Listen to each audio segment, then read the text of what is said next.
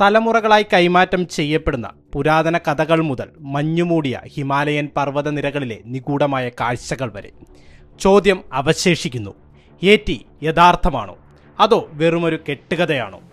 കൗതുകകരമായ കഥകൾ, വിചിത്രമായ കാൽപ്പാടുകൾ, ഈ പിടികിട്ടാത്ത ജീവിയുടെ നിഗൂഢതയ്ക്ക് ഇന്ധനം നൽകുന്ന ഏറ്റവും പുതിയ പര്യവേഷണങ്ങൾ എന്നിവയിൽ മുഴുകുമ്പോൾ എന്നോടൊപ്പം ചേരൂ. ഏറ്റിയുടെ പിന്നിലെ സത്യം നമുക്ക് കണ്ടെത്താം. പാങ്ബോച്ചെ ആശ്രമത്തിൽ ഏറ്റിയുടെ തലയോട്ടി ഉണ്ടായിരുന്നതായി നാട്ടുകാർ പറഞ്ഞു. ഒരു പര്യവേഷണ വേളയിൽ അവർ ആശ്രമം സന്ദർശിക്കുകയും തലയോട്ടിയിൽ നിന്ന് ഒരു മുടി സാമ്പിൾ എടുക്കുകയും ചെയ്തു. 1937 7 പര്യവേഷണ സംഘങ്ങൾ അത്തരം കാൽപ്പാടുകൾ കണ്ടെത്തി. ഈ പര്യവേഷണ സംഘങ്ങളിൽ 2 തങ്ങൾ ഒരു ഏറ്റിയെ കണ്ടതായി അവകാശപ്പെട്ടു.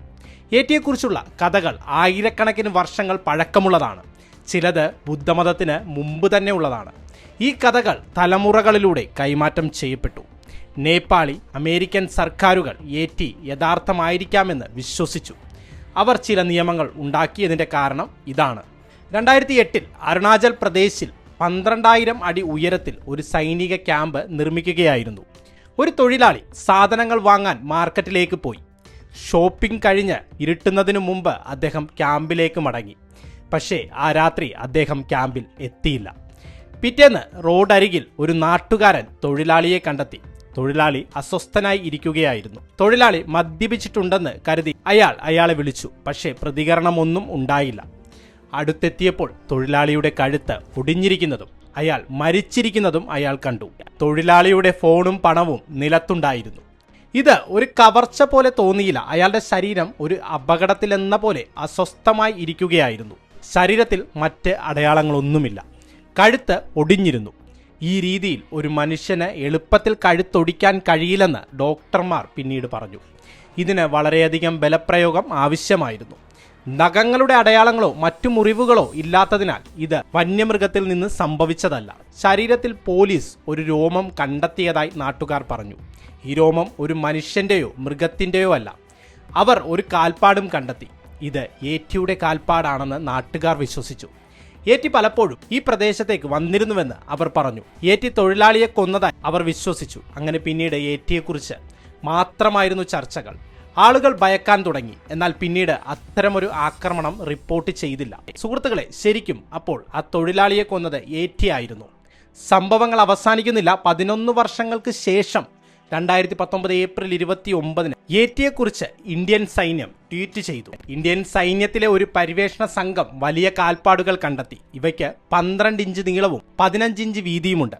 നേപ്പാളിലെ മകാലു ബേസ് ക്യാമ്പിന് സമീപമാണ് അവർ അവയെ കണ്ടെത്തിയത്. ഇതിനു മുമ്പ് മകാലു ബരുൺ ദേശീയോദ്യാനത്തിൽ മാത്രമേ ഏറ്റിയെ കണ്ടിട്ടുള്ളൂ എന്നാണ് പറയപ്പെടുന്നത്. ഇന്ത്യൻ സൈന്യം ചിത്രങ്ങൾ എടുത്ത് പഠനത്തിന് വിദഗ്ധർക്ക് നൽകി.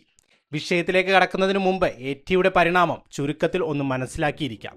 ഏറ്റി അഥവാ മ്ലേച്ഛമായ ഹിമമനുഷ്യൻ എന്ന ആശയം കാലക്രമേണ മാറി. ഹിമാലയൻ നാടോടി കഥകളിൽ തദ്ദേശവാസികൾ ബഹുമാനിക്കുകയും ഭയപ്പെടുകയും ചെയ്യുന്ന ഒരു ആത്മീയ അല്ലെങ്കിൽ ഒരു അമാനുഷിക ജീവി എന്ന നിലയിലാണ് ഇത് ആരംഭിച്ചത്. 19ഉം 20ഉം നൂറ്റാണ്ടുകളിൽ പാശ്ചാത്യ പരിവേഷകർ ഇതിനെ ഒരു ഭീമാകരമായ കുരങ്ങിനെ പോലുള്ള ജീവിയായാണ് ജനപ്രിയമാക്കിയത്. വർഷങ്ങളായി മാധ്യമങ്ങളും കഥകളും ഏറ്റിയെ മഞ്ഞുമൂടിയ ഒരു നിഗൂഢ മനുഷ്യരൂപമാക്കി മാറ്റി. ഇന്ന് ഇത് ശാസ്ത്രീയ പഠനങ്ങളിലും സാങ്കല്പിക കഥകളിലും പ്രത്യക്ഷപ്പെടുന്നു. ശാസ്ത്രം ഇപ്പോഴും സംശയാസ്പദമായി തുടരുന്നുണ്ടെങ്കിലും അജ്ഞാതമായ കാര്യങ്ങളെക്കുറിച്ചുള്ള മനുഷ്യരാശിയുടെ ജിജ്ഞാസയെ പ്രതീകപ്പെടുത്തുന്നത് ഏറ്റി തുടരുകയാണ്. ഇപ്പോഴും ഇതിനെക്കുറിച്ച് വീണ്ടും അത്തരമൊരു ചർച്ച ഉയർന്നു വരുന്നു. ഏറ്റി യഥാർത്ഥമാണോ? സോഷ്യൽ മീഡിയയിൽ ഏറ്റിയെക്കുറിച്ചുള്ള പോസ്റ്റുകൾ നിങ്ങൾ കണ്ടിരിക്കാം. എന്നാൽ ഏറ്റിയുടെ അസ്തിത്വത്തിന് ശാസ്ത്രീയ തെളിവുകളുണ്ടോ? അത് ഒരു നിഗൂഢ മൃഗമാണോ അതോ തെറ്റിദ്ധരിക്കപ്പെട്ട ഒരു മൃഗമാണോ? ഈ വീഡിയോയിൽ നമുക്കത് കണ്ടെത്താം. ആളുകൾ ഏറ്റിയുടെ കാൽപ്പാടുകൾ കണ്ടിട്ടുണ്ട്. ചൈന മുതൽ ഹിമാലയം വരെയുള്ള ഏഷ്യൻ പർവ്വതങ്ങളിലൂടെ ഏറ്റി നടക്കുന്നതായി പറയപ്പെടുന്നു. ഏറ്റി യഥാർത്ഥമാണെന്നതിന് തെളിവുണ്ടെന്ന ഒരു ബഹുമാന്യനായ ഓക്സ്ഫോർഡ് ഗവേഷകൻ അവകാശപ്പെട്ടു. ഏറ്റവും പ്രശസ്തമായ ഏറ്റി കഥകളിലൊന്ന് 1951 മുതലുള്ളതാണ്. ബ്രിട്ടീഷ് പർവ്വതാരോഹകൻ എറിക് ഷിപ്റ്റണും സർജൻ മൈക്കൽ വാർഡും എവറസ്റ്റ് കീഴടക്കാൻ ഒരു പുതിയ വഴി തേടുകയായിരുന്നു. മെൻലങ് ഹിമാനിയുടെ മഞ്ഞിൽ വലിയ കാൽപ്പാടുകൾ അവർ കണ്ടു. ഇവയ്ക്ക് 13 ഇഞ്ച് നീളവും 8 ഇഞ്ച് വീതിയും ഉണ്ടായിരുന്നു. മനുഷ്യന്റെ കാലിനേക്കാൾ വലുതായിരുന്നു. എറിക് ചിത്രങ്ങൾ എടുത്തു. ഈ ചിത്രങ്ങൾ ലോകമെമ്പാടും പ്രശസ്തമായി. ഇത് ഏറ്റി എന്ന യാഥാർത്ഥ്യത്തിന്റെ തെളിവാണെന്ന് പലരും വിശ്വസിച്ചു. ചിത്രങ്ങൾ പ്രസിദ്ധീകരിച്ചതിന് ശേഷം ലോകമെമ്പാടുമുള്ള ആളുകൾ ഹിമാലയത്തിലേക്കെത്തി. ഏറ്റിയെ ആദ്യം കണ്ടെത്തുന്നവരാകാൻ അവരെല്ലാം ആഗ്രഹിച്ചു. പുരാതന ഐതിഹ്യങ്ങളിലും ടിബറ്റൻ നാടോടി കഥകളിലും ഏറ്റിയെക്കുറിച്ച് പരാമർശമുണ്ട്. ഏറ്റി എന്ന വാക്ക് ടിബറ്റൻ ഭാഷയിൽ നിന്നാണ് വന്നത്. പാറകളിൽ വസിക്കുന്ന കരടി എന്നാണ് ഇതിനർത്ഥം. പാറകൾക്കിടയിൽ വസിക്കുന്ന ഒരു കരടിയെയാണ് ഇത് സൂചിപ്പിക്കുന്നത്. ഏറ്റിയെ കണ്ടതായി അവകാശപ്പെടുന്ന ആളുകൾ അതിനെ ഒരു കുരങ്ങിനെ പോലുള്ള ഒരു വലിയ ജീവിയായി വിശേഷിപ്പിക്കുന്നു. മനുഷ്യരെക്കാൾ വലുതാണ്. ഇതിന് നീളമുള്ള കൈകളും ശക്തമായ നെഞ്ചുമുണ്ട്. ഏകദേശം 7 തൊട്ട് 8 അടി ഉയരവും ഏകദേശം 90 തൊട്ട് 180 കിലോഗ്രാം ഭാരവുമുണ്ട്. മുഖമൊഴികെ ശരീരം മുഴുവൻ ചുവപ്പ് കലർന്ന തവിട്ട് അല്ലെങ്കിൽ ചാര കറുത്ത രോമങ്ങൾ കൊണ്ട് മൂടിയിരിക്കുന്നുവെന്ന് ഭൂട്ടാനിലെ ആളുകൾ പറയുന്നു. ശരീരം തിരിക്കാനോ തിരിഞ്ഞു നോക്കാനോ കഴിയില്ലെന്നും അവർ പറയുന്നു. ഇത് 2 കാലുകളിൽ നടക്കുന്നു. ആയുധമായി ഉപയോഗിക്കാൻ ഒരു വലിയ കല്ല് വഹിക്കുന്നുണ്ടെന്ന് ചിലർ പറയുന്നു. ഏറ്റിയിൽ വിശ്വസിക്കുന്ന ആളുകൾ പറയുന്നത് ഇത് സാധാരണയായി ഒറ്റയ്ക്കോ ജോഡികളായോ കാണപ്പെടുന്നു എന്നാണ്, കൂട്ടമായിട്ടല്ല. അവ വിസിലടിച്ച് ആശയവിനിമയം നടത്തുന്നു, വളരെ ദുർഗന്ധമുണ്ടാക്കുന്നു. അവ ചിലപ്പോൾ പുഞ്ചിരിക്കുകയോ വിചിത്രമായ ശബ്ദങ്ങൾ പുറപ്പെടുവിക്കുകയോ ചെയ്തേക്കാം. കഥകളനുസരിച്ച് ഇന്ത്യ, ഭൂട്ടാൻ, നേപ്പാൾ, ടിബറ്റ് തുടങ്ങിയ സ്ഥലങ്ങളിൽ ഹിമാലയൻ പർവ്വതനിരകളിൽ, പ്രത്യേകിച്ച് നേപ്പാൾ, ടിബറ്റ് എന്നിവിടങ്ങളിൽ ഏറ്റി കാണപ്പെടുന്നു. ഉയർന്നതും മഞ്ഞുമൂടിയതുമായ പ്രദേശങ്ങളിലാണ് ഇത് ജീവിക്കുന്നത്. വളരെ കാലം മുമ്പ് ടിബറ്റിൽ മണിഖബും എന്നൊരു കഥയുണ്ടായിരുന്നു. അത് മനുഷ്യരെയും ഏറ്റികളെയും കുറിച്ച് സംസാരിക്കുന്നു. ടിബറ്റിൽ ധ്യാനിക്കാൻ ദൈവം ഒരു കുരങ്ങിനെ അയച്ചു എന്നാണ് ആ കഥ പറയുന്നത്. സിൻമോ എന്ന പാറ രാക്ഷസനെ വിവാഹം കഴിക്കാൻ കുരങ്ങിനോട് പറഞ്ഞു. കുരങ്ങൻ അവളെ വിവാഹം കഴിക്കാൻ ആഗ്രഹിച്ചില്ല. സിൻമോ ദേഷ്യപ്പെടുകയും പകരം ഒരു ഭൂതത്തെ വിവാഹം കഴിക്കുമെന്ന് പറയുകയും ചെയ്തു. ഇത് ഭൂതങ്ങൾ ജീവിക്കാൻ കാരണമായി. ഒടുവിൽ കുരങ്ങൻ അവളെ വിവാഹം കഴിച്ചു. അവർക്ക് കുരങ്ങുകളായ കുട്ടികൾ ജനിച്ചു. കാലക്രമേണ ഈ കുട്ടികൾ മനുഷ്യരായി. പക്ഷേ ഏറ്റി ഒരു വൃദ്ധനും വികാസം പ്രാപിക്കാത്തതുമായ പൂർവികനായി തുടർന്നു. ഇതുപോലെ ഏറ്റിക്കഥകൾ ആയിരക്കണക്കിന് വർഷങ്ങൾ പഴക്കമുള്ളതാണ്. ഹിമാലയത്തിലെ ചില വിഭാഗങ്ങൾ ഏറ്റിയെ ആരാധിച്ചിരുന്നു. 1978 പണ്ഡിതന്മാർ ടിബറ്റൻ ആചാരങ്ങളിൽ ഏറ്റിയെക്കുറിച്ച് സംസാരിക്കുന്ന ഹിമാലയൻ നരവംശശാസ്ത്രം എന്ന പുസ്തകം പ്രസിദ്ധീകരിച്ചു. വളരെ കാലം മുമ്പ് ഏറ്റിക്കഥകൾ വളരെ പ്രസിദ്ധമായിരുന്നു. BC 326 ഇന്ത്യയുടെ ചില ഭാഗങ്ങൾ കീഴടക്കിയ ശേഷം മഹാനായ അലക്സാണ്ടർ പോലും ഏറ്റിയെ കാണാൻ ആഗ്രഹിച്ചതായി പറയപ്പെടുന്നു. ഉയർന്ന പർവ്വതങ്ങളിൽ മാത്രമേ ഏറ്റികൾക്ക് അതിജീവിക്കാൻ കഴിയൂ എന്നായിരുന്നു പറയുന്നത്. 1832 ഒരു ബ്രിട്ടീഷ് പ്രകൃതി ശാസ്ത്രജ്ഞനായ ബ്രയാൻ ഹോഡ്സൺ കറുത്ത രോമങ്ങൾ കൊണ്ട് പൊതിഞ്ഞ ഒരു ഭീമൻ ജീവിയെ കണ്ടതിനെക്കുറിച്ച് എഴുതിയപ്പോഴാണ് ഏറ്റി പോലുള്ള ഒരു ജീവിയുടെ ആദ്യത്തെ ആധുനിക കാഴ്ച സംഭവിച്ചത്. 1889 മേജർ LA വാഡേൽ എന്ന ബ്രിട്ടീഷ് ഉദ്യോഗസ്ഥൻ ഹിമാലയൻ ഹിമാനികളിൽ ഒരു ഹോമിനിഡ് ഇനത്തിൽ പെട്ടതാണെന്ന് തോന്നിപ്പിക്കുന്ന കാൽപ്പാടുകൾ കണ്ടെത്തി. 1921 പർവ്വതാരോഹകനായ ചാൾസ് ഹൊവാർഡ് ബെറി സംഘവും എവറസ്റ്റ് കൊടുമുടിക്ക് സമീപം വലിയ കാൽപ്പാടുകൾ കണ്ടു. മെറ്റോകാമി എന്ന ജീവിയുടേതാണ് അവയെന്ന് പ്രാദേശിക ഗൈഡുകൾ പറഞ്ഞു. അതിനർത്ഥം മനുഷ്യക്കരടി, സ്നോമാൻ എന്നാണ്. ഒരു പത്രപ്രവർത്തകൻ പിന്നീട് അതിനെ മ്ലേച്ഛമായ സ്നോമാൻ എന്ന് തെറ്റായി വിവർത്തനം ചെയ്തു. മനുഷ്യക്കരടി എന്നതിന് പകരം മലിനമായത് എന്നാണ് വിവർത്തനം ചെയ്തത്. പിന്നീട് ഈ ലേഖനം പ്രസിദ്ധീകരിച്ചപ്പോൾ മലിനമായത് വെറുപ്പുളവാക്കുന്നത് എന്ന് മാറ്റി. അതിനാൽ വെറുപ്പുളവാക്കുന്ന മഞ്ഞു മനുഷ്യൻ എന്ന പദം ഉപയോഗിച്ചു. ഇപ്പോഴും ഏറ്റിയുടെ പര്യായമായി ഇത് ഉപയോഗിക്കുന്നു. കഥകൾ പ്രകാരം അബോമിനബിൾ സ്നോമാൻ എന്ന പദം ഏറ്റി എന്നതിൻ്റെ ഒരു പ്രാദേശിക പദത്തിൻ്റെ തെറ്റായ വ്യാഖ്യാനത്തിൽ നിന്നാണ് ഉണ്ടായത്. ആ പേരിൽ ഒരു സിനിമയുമുണ്ട്. 1937 ആയപ്പോഴേക്കും ഏറ്റിയുമായി ബന്ധപ്പെട്ട കണ്ടെത്തലുകൾ പതിവായി ഉണ്ടായിരുന്നു. പരിവേഷകനായ SW ഡിൽമാൻ സെമു ഹിമാനിയിൽ ഏറ്റിയുടെ കാൽപ്പാടുകൾ കണ്ടതായി പറയുന്നു. ആ വർഷം സെമു ഹിമാനിയിൽ 19,000 അടി ഉയരത്തിൽ ബ്രിട്ടീഷ് ആർമി ഓഫീസർ ജോൺ ഹണ്ടും ഏറ്റിയുടെ കാൽപ്പാടുകൾ കണ്ടതായി പറയപ്പെടുന്നു. ആകെ 7 പരിവേഷണങ്ങൾ അത്തരം കാൽപ്പാടുകൾ കണ്ടെത്തി. ഈ പരിവേഷണങ്ങളിൽ 2 ഏറ്റിയെ കണ്ടതായി അവകാശപ്പെട്ടു.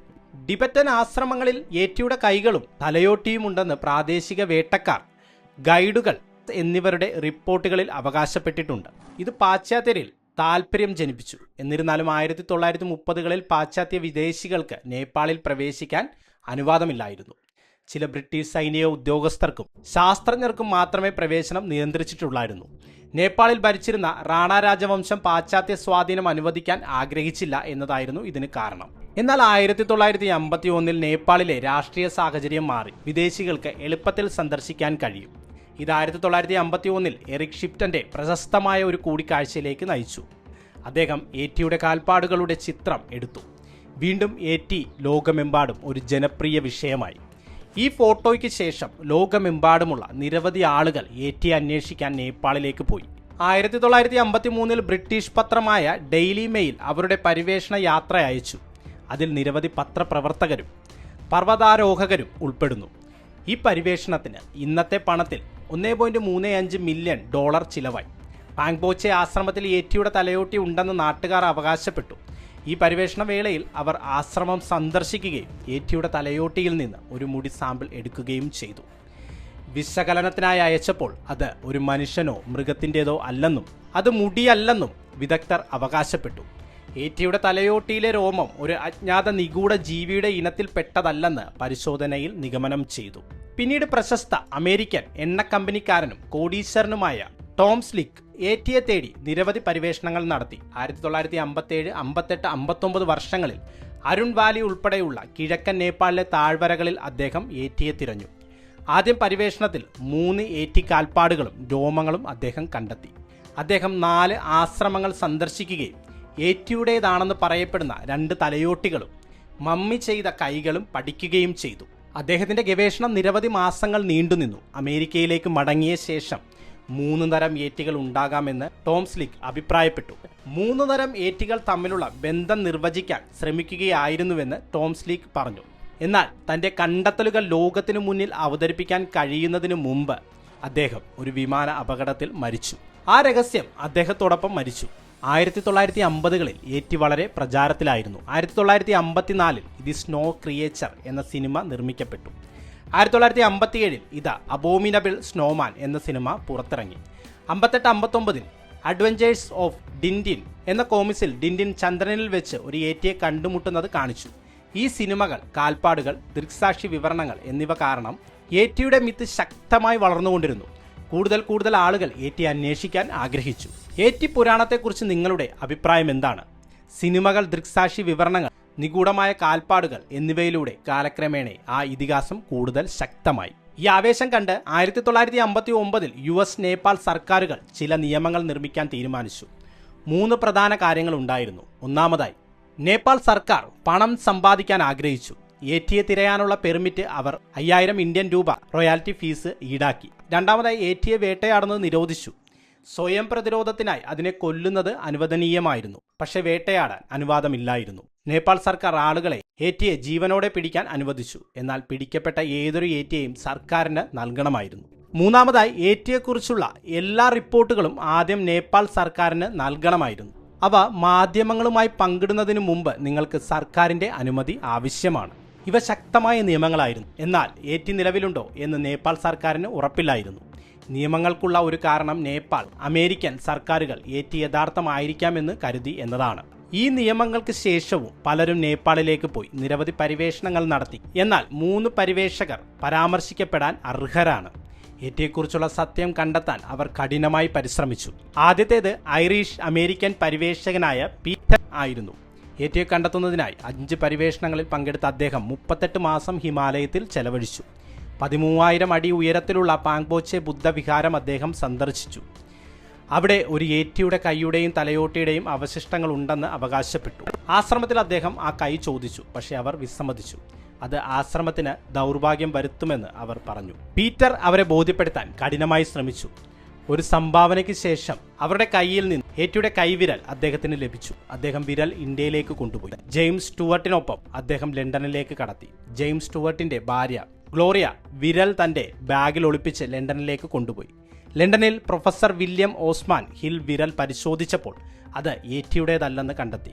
അതൊരു മനുഷ്യനിൽ നിന്നായിരുന്നു. രണ്ടാമത്തെ പരിവേഷകൻ ഇറ്റലിയിലെ പ്രശസ്ത പർവ്വതാരോഹകനായ റെയിൻഹോൾഡ് മെസ്നർ ആയി. ലോകത്തിലെ ഏറ്റവും വലിയ പർവ്വതാരോഹകനായി അദ്ദേഹം അറിയപ്പെടുന്നു. 1986 മുമ്പ് അദ്ദേഹം ഏറ്റിയിൽ വിശ്വസിച്ചിരുന്നില്ല. അതിനെ അസംബന്ധം എന്ന് വിളിച്ചു. എന്നാൽ 1986 അദ്ദേഹത്തിന്റെ മനസ്സ് മാറ്റിയ എന്തോ ഒന്ന് സംഭവിച്ചു. അദ്ദേഹം ഒരു പഴയ ടിബറ്റൻ പാത പിന്തുടരുകയായിരുന്നു. വഴി തെറ്റിപ്പോയി. അവിടെ ഒരു വലിയ ഇരുണ്ട ജീവിയെ അദ്ദേഹം കണ്ടു. അത് നിവർന്നു നിൽക്കുകയും മനുഷ്യരെക്കാൾ വേഗത്തിൽ ഓടുകയും മരത്തിൽ നിന്ന് മരത്തിലേക്ക് ചാടുകയും ചെയ്തു. അതിന് ഏകദേശം 7 അടി ഉയരമുണ്ടായിരുന്നു. ഇതിനുശേഷം ഏറ്റിയെ കണ്ടെത്തുന്നതിൽ റെയിൻഹോൾഡ് ആകൃഷ്ടനായി.